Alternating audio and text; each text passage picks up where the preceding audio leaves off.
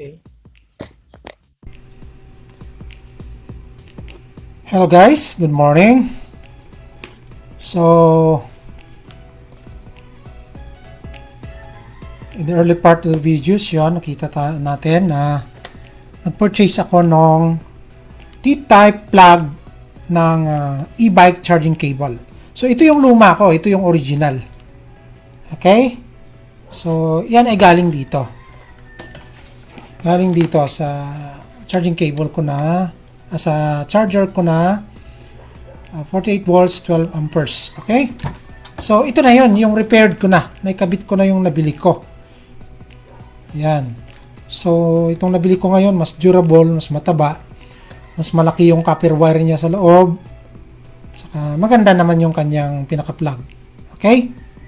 Saka, hindi straight yung plug niya kagaya nito. Original. So, ito, paliko. So, mas maganda isaksak. Okay? Hindi mas mahirap isaksak. Okay?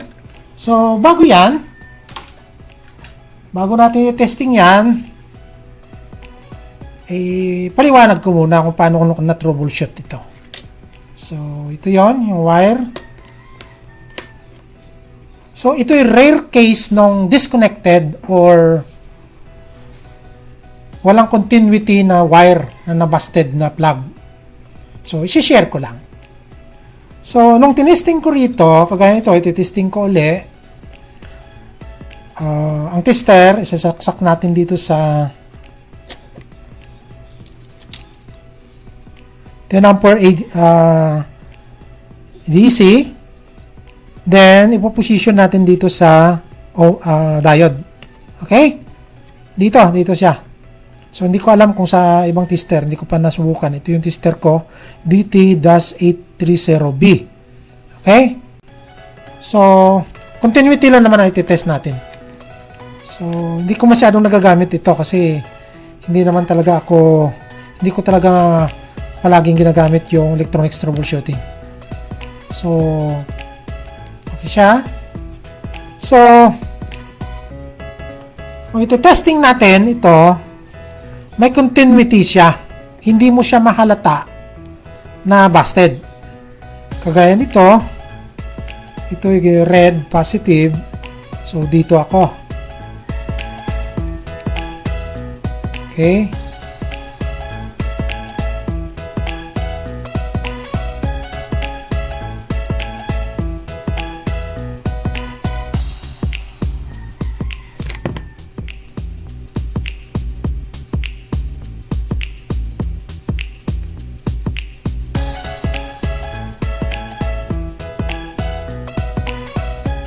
Kasi ito ba, ang rare na case ito na parang nabusted sa loob. Pero,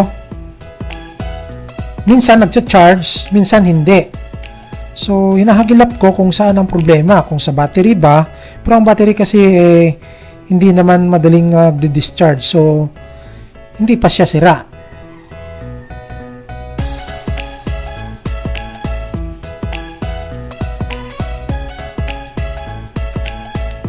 So, ito, matitest mo siya via multimeter na walang continuity. Ayan. So, ibig sabihin, busted na yung wire sa loob. Hindi na connected dito sa pinaka-plug. O kaya, hindi na reliable. Siguro, maluwag na yung connection ng wire dun sa loob. So, babalatan natin to para makita. Pero dito pa lang, matitest na natin. Walang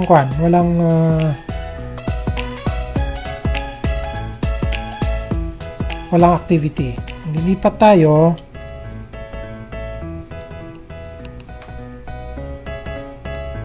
Ito, connected yung black, which is yung ground. So, may activity pa siya. Ayan, matakbo pa. Ito, wala talaga. Kahit anong gawin. Wala.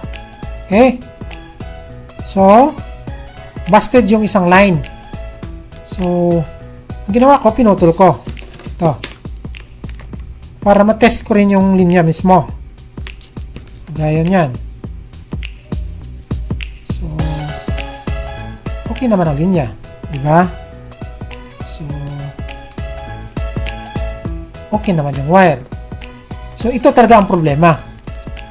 Pero minsan nagcha-charge ito, minsan hindi. So, posible na ang connection ng red ay maluwag na dito sa pinaka-plug mismo, sa T-plug, T-type plug. Or, maaring, mayroong nang nakakonekta, maliit na lang. So, hindi na talaga kaya mag-charge. Maaring isang hibla na lang. Kaya pag ginamitan ko nitong aking ito, isa sa mga mga YouTube video ko ito. Itong homemade or SAS homemade emergency light.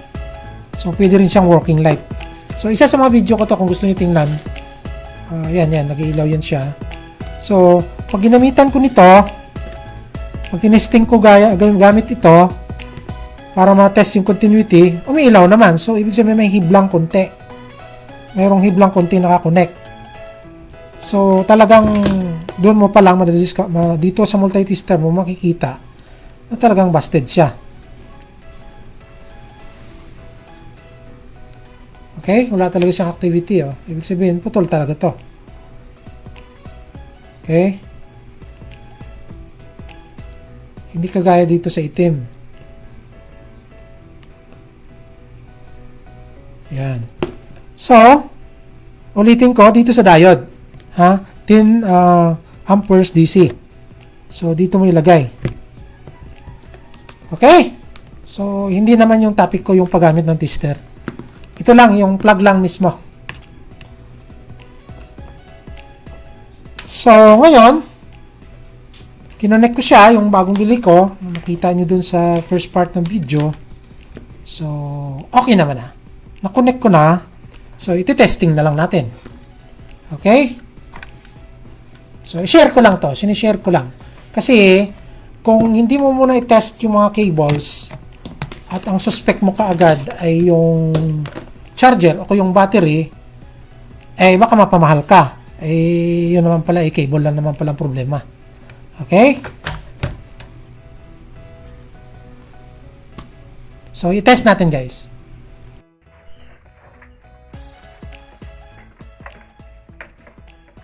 So guys, saksak natin. So, pag sinaksak natin sa plug guys, ito ay sasaksak ko na. Ayan, so nakasaksak tayo sa outlet. So makikita natin naka-green. Okay?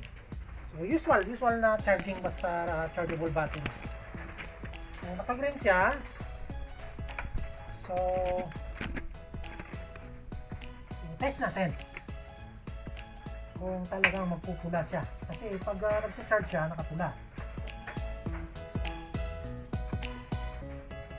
Ayan guys, gumana na. Close up natin. Ayan. Okay?